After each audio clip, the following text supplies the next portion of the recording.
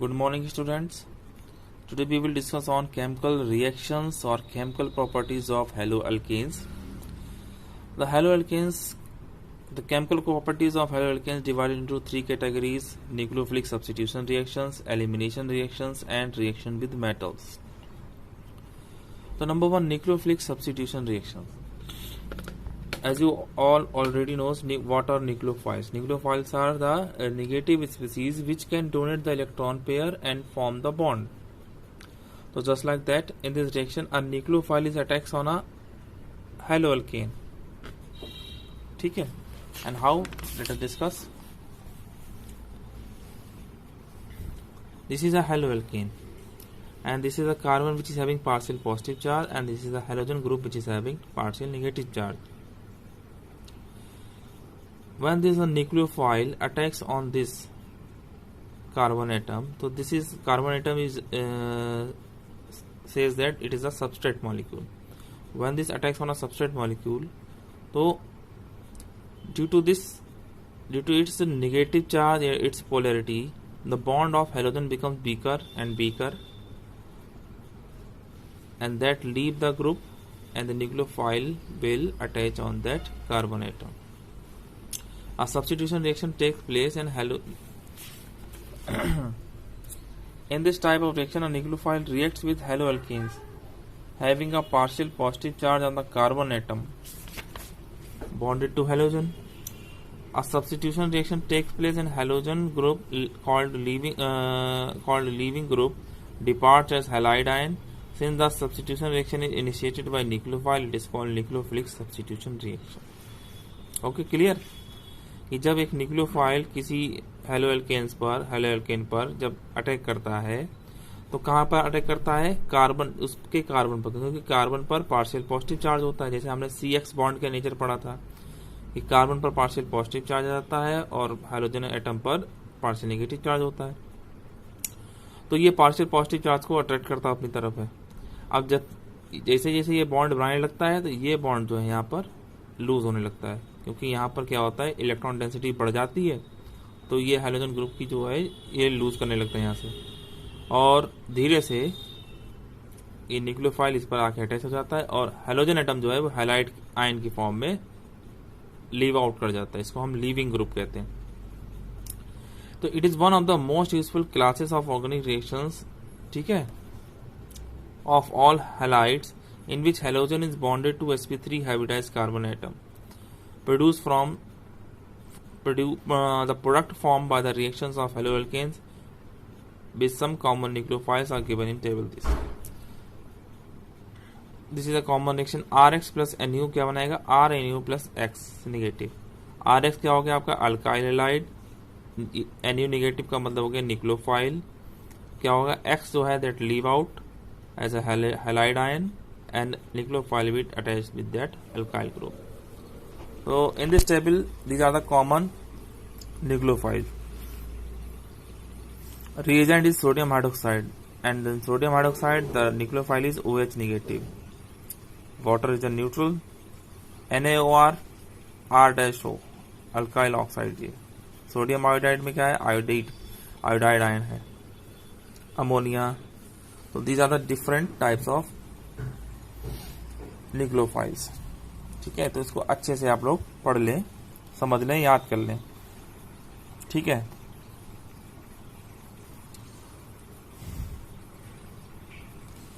अब एक कॉमन सी चीज है, ये ध्यान रखिएगा. Groups like cyanide and nitrite possess two nucleophilic centres and are called ambident nucleophiles. आपने एम्बीडेंटेड अभी लिगेंड्स के बारे में पढ़ा है, ठीक है, जिनकी दो डोनर साइट्स होती हैं. तो वही सेम जो लिगेंड्स हैं उनको हमने यहाँ पे न्यूक्लियोफाइल कहा है. ठीक है. साइनाइड आयन है. साइनाइड में क्या होता है? C+N होता है. ठीक है. तो साइनाइड में क्या है कि वो कार्बन से भी बॉन्ड अप होता है और नाइट्रोजन से भी. तो जो साइनाइड से बॉन्ड अप होता है उसको हम कहते हैं साइनाइड ग्रुप, अल्काइल साइनाइड. जो अल्काइल ग्रुप साइनाइड के कार्बन से बॉन्ड अप हुआ है उसको कहते हैं अल्काइल साइनाइड, और जो अल्काइल ग्रुप नाइट्रोजन से बॉन्ड अप होगा उसको कहेंगे आइसोसाइनाइड ग्रुप. ठीक है, आइसोसाइनाइड. अब जो हो गया नाइट्राइल ग्रुप, NO2 ग्रुप. अगर इसमें ऑक्सीजन से हो रहा है, ऑक्सीजन से अगर बॉन्ड अप हो रहा है तो अल्काइल नाइट्राइट कहेंगे। अगर नाइट्रोजन से अगर अल्काइल ग्रुप बॉन्ड अप होगा तो उसको हम नाइट्रो अल्केन्स कहेंगे। दो बातें समझ में आई कि अगर साइनाइड के कार्बन से अल्काइल ग्रुप बॉन्ड अप हो रहा है तो उसको अल्काइल साइनाइड कहा जाएगा, और साइनाइड के नाइट्रोजन से अगर बॉन्ड अप हो रहा है तो उसको अल्काइल आइसोसाइनाइड कहा जाएगा। वैसे ही नाइट्राइड ग्रुप के NO2 ग्रुप के अगर ऑक्सीजन से बॉन्ड अप हो रहा है तो उसको हम कहेंगे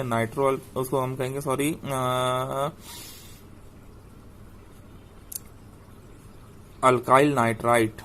ठीक है, ये देखो, ठीक है। अगर ऑक्सीजन से बॉन्ड अप हो रहा है तो उसको कहेंगे अल्काइल नाइट्राइट, और अगर नाइट्रोजन से बॉन्ड अप हो रहा है अल्काइल ग्रुप तो उसको नाइट्रो अल्केन कहेंगे। ठीक है, तो ये दो बातें बहुत अच्छे से ध्यान रखना। चलिए अब इस क्वेश्चन पे आते हैं। Haloalkanes react with KCN to form alkyl cyanide as main product, while AgCN forms isocyanide as the chief product. Explain. यानी कि पोटेशियम साइनाइड जब किसी भी अल्काइल हैलाइड से रिएक्ट करेगा तो वो अल्काइल साइनाइड बनाएगा, ठीक है, और जो सिल्वर साइनाइड किसी से रिएक्ट करेगा तो वो अल्काइल आइसोसाइनाइड बनाएगा। ऐसा क्यों होता है? तो ऐसा इसलिए होता है कि जो पोटेशियम साइनाइड है वो आयनिक नेचर में होता है, तो वो आराम से CN नेगेटिव आयन को सोल्यूशन में लिबरेट कर देता है। वहीं पे जो सिल्वर साइनाइड होता है वो कोवलेंट नेचर का होता है, ठीक है। तो कोवलेंट, अब दूसरा बात यह है कि कार्बन कार्बन के बीच का बॉन्ड ज्यादा तगड़ा और ज्यादा सिस्टमेटिक होगा as compare to carbon nitrogen bond, ठीक है।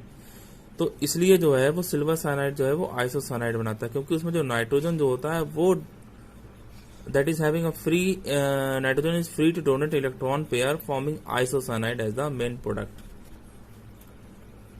अब देखो इसका एक्सप्लेनेशन हम इससे बताते हैं आपको। है देखिए, ये कोई अल्काइल हैलाइड है और जो सिल्वर साइनाइड है, ठीक है। तो क्या बना? Alkyl isocyanide plus silver halide बन गया, ठीक है। अब ये आपने देखा होगा AgCN लिखा हो, यहाँ पे RNC हो गया। ऐसा क्यों हुआ? देखो पर ये देखो, ये और ये होगी नॉर्मल रिएक्शन। ये है आपका ethyl bromide plus silver cyanide, क्या उनका इथाइल आइसोसाइनाइड, ठीक है। इसको कहते हैं इथाइल कार्बोलामाइन कहेंगे और प्लस सिल्वर ब्रोमाइड। ऐसा क्यों हुआ? क्योंकि साइनाइड आयन इज एन एम्बीडेंटेंट। अभी बताया था हमने साइनाइड आयन क्या होता है, एम्बीडेंट होता है, and can attack the electron deficient side through both from first and from second describe. अब वो तो बता चुके हैं कि साइनाइड आयन यहाँ से भी अटैक कर सकता है, कार्बन से भी और नाइट्रोजन से भी कर सकता है, अटैक कर सकता है किसी पर अपने सामने वाले जो भी अटैकिंग रिएजेंट है। तो silver cyanide is predominantly covalent and react with alkyl halide through from second to form an alkyl isocyanide. अब सिल्वर साइनाइड देखो ये क्या होता है, Ag पॉजिटिव और CN नेगेटिव में टूटेगा। अब ये होता है कोवलेंट नेचर का, ठीक है। तो जाहिर सी बात है, तो कोवलेंट नेचर में क्या हो जाएगा कि ये कार्बन, तो ये नाइट्रोजन के पास क्या है, फ्री इलेक्ट्रॉन है, क्योंकि इसके पास 2 इलेक्ट्रॉन फ्री हैं, और ये बॉन्ड अप है, इसके पास भी 2 इलेक्ट्रॉन फ्री हैं। दोनों, आप कहो कि ये दोनों इलेक्ट्रॉन दोनों फ्री में है, 2 इलेक्ट्रॉन फ्री हैं, तो ये क्यों नहीं कार्बन से क्यों रिएक्ट नहीं कर रहा है? देखो, क्योंकि क्या होता है कि सिल्वर जो है कोवलेंट नेचर के कारण ये अपने मॉलिक्यूल सिल्वर साइनाइड में ये नाइट्रोजन से जुड़ा होता है, ठीक है। तो जाहिर सी बात, जब ये हाइड्रोलिसिस होगी इसकी, जब ये बॉन्ड टूटेगा तो सिल्वर X से यानी कि हैलाइड से जुड़कर सिल्वर हैलाइड बना लेगा, और जो अल्काइल ग्रुप है वो सीधे आके नाइट्रोजन पर आके अटैच हो जाएगा। तो इससे क्या होगा, हमें isocyanide as a major product मिलेगा हमको। साइनाइड जो भी है सिल्वर साइनाइड के साथ रिएक्शन कराएंगे तो हो सकता है हमें थोड़ा सा साइनाइड प्रोडक्ट भी मिले, ठीक है, लेकिन वो बहुत स्मॉल अमाउंट में होता है, माइनर क्वांटिटी में। तो मेजर प्रोडक्ट हमारा मिलता है आइसोसाइनाइड, ठीक है। इसलिए क्या होता है, यही इसका एक्सप्लेनेशन है कि जो एमिडेंट साइनाइड आयन होता है वो जो सिल्वर साइनाइड में जो एम्बिडेंट साइनाइड ग्रुप होता है वो सिल्वर से नाइट्रोजन एटम से जुड़ा होता है, सिल्वर जो है उसमें नाइट्रोजन से जुड़ा होता है, ठीक है। इस कारण जब उसकी रिएक्शन होती है किसी अल्काइल हैलाइड से तो वो अल्काइल आइसोसाइनाइड बनाता है। और पोटेशियम साइनाइड में क्या होता है, वो डायरेक्ट कार्बन से जुड़ा होता है, ठीक है। इसलिए जब पोटेशियम साइनाइड की रिएक्शन किसी अल्काइल हैलाइड से कराएंगे तो वो साइनाइड ग्रुप बनाता है, अल्काइल साइनाइड बना देता है, ठीक है। ये होता है बस। अटैचमेंट का डिफरेंस है कि पोटेशियम साइनाइड में जो साइनाइड ग्रुप है उसका कार्बन पोटेशियम जुड़ा होता है तो वो साइनाइड Cn नेगेटिव आयन निकालता है, उसमें आराम से आके अल्काइल ग्रुप साइनाइड ग्रुप से यानी साइनाइड ग्रुप के कार्बन से जुड़ जाता है। और सिल्वर साइनाइड में क्या होता है, वो नाइट्रोजन से अटैच होता है, तो जब ये बॉन्ड टूटेगा तो जो नाइट्रोजन से आके अल्काइल ग्रुप अटैच हो जाएगा। ठीक है, जब बॉन्ड टूटेगा और ये अल्काइल ग्रुप जो है ये यहाँ पर आके अटैच हो जाएगा। ठीक है, तो ये आइसोसाइनाइड बना लेता है। अब देखते हैं न्यूक्लियोफिलिक सब्स्टिट्यूशन रिएक्शन की मैकेनिज्म। तो ये दो टाइप की होती है, एक होती है SN2 मैकेनिज्म होता है और एक होता है SN1 मैकेनिज्म होता है। पहले हम देखते हैं SN2 मैकेनिज्म क्या होता है। The reaction between methyl chloride and hydroxide ion to yield methanol and chloride ion follow the second order kinetic, that is the rate depends upon the concentration of the both the reaction। अब इसमें क्या होता है, methyl chloride है, ठीक है, CH3Cl, ठीक, इसमें OH नेगेटिव क्या है, न्यूक्लियोफाइल अटैक हुआ के देख रहे हो आप। देखो इधर आगे से तो कोई जगह है नहीं, तो ये बैक साइड से अटैक करेगा यहाँ से। ठीक, ये हो गई कि आपकी ट्रांजिशन फेज हो गई, बीच की फेज इसको कहते हैं। ठीक है, अब क्या हुआ, ये यानी कि यहाँ पे बॉन्ड बन रहा है, यहाँ पे ये बॉन्ड टूट रहा है। डॉट लाइन देखो है तो दोनों तरफ डॉट लाइन, लेकिन क्या रिप्रेजेंट कर रहा है, यहाँ पे जी न्यूक्लियोफाइल जो है बॉन्ड बना रहा है, यहाँ पे ये बॉन्ड धीरे धीरे टूट रहा है। अब क्या होता है, यहाँ पे जब इलेक्ट्रॉन डेंसिटी बढ़ने लगती है धीरे धीरे, तो क्या होता है, हैलोजन ग्रुप जो है वो यहाँ से लीव आउट होने लगता है। तो OH यानी कि न्यूक्लियोफाइल आपका अटैच हो गया और ये एज अ हैलाइड आयन यहाँ पे लीव आउट हो गया।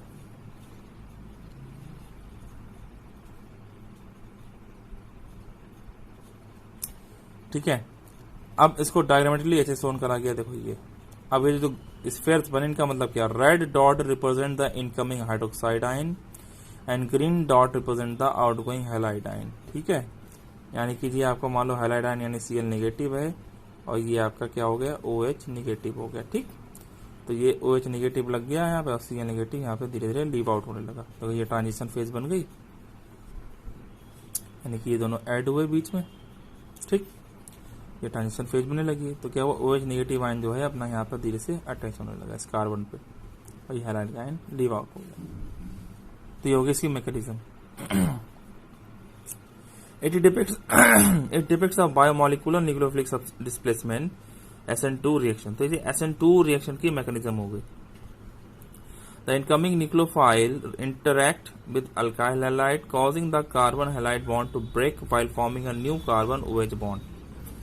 These two processes take place simultaneously in a single step and no intermediate is formed as the reaction progresses and the bond between the nucleophile and the carbon atom starts forming. ठीक, the bond between carbon atom and leaving group weakens, यानी कि जैसे जैसे ये bond यहाँ बनने लगेगा तो जो इसके बीच का कार्बन जो बॉन्ड है वो वीक पड़ने लगेगा। As this happens, the configuration of carbon atom under attack invert in which the same way as an umbrella is turned inside out when caught in a strong wind, while the leaving group is pushed away. This process is called inversion of configuration. ठीक है, अब दूसरी बात क्या है, inversion of configuration का मतलब क्या हुआ, यहाँ पे देखिए, यहाँ पे कॉन्फ़िगरेशन ये थी, मतलब ये थी और वहां पे जाके ऐसे हो गई। ठीक है, यहाँ पे कॉन्फ़िगरेशन ये थी, जैसे न्यूक्लियोफाइल अटैक हुआ कॉन्फ़िगरेशन ये हो गई। समझ, इसको कहते हैं इन्वर्जन ऑफ कॉन्फ़िगरेशन। तो ये बताया, जैसे आपने अम्ब्रेला को खोला तो आप उसको अपने सिर पे लगाए हुए अम्ब्रेला को हैं। ठीक है, तो अब अगर आंधी आए तो वो पलट जाएगा ना, एकदम ऊपर तरफ हो जाएगा। तो बस just like that is known as inversion of configuration. ठीक, बात करते हैं अब रिएक्टिविटी करते हैं। तो primary halide is more reactive, second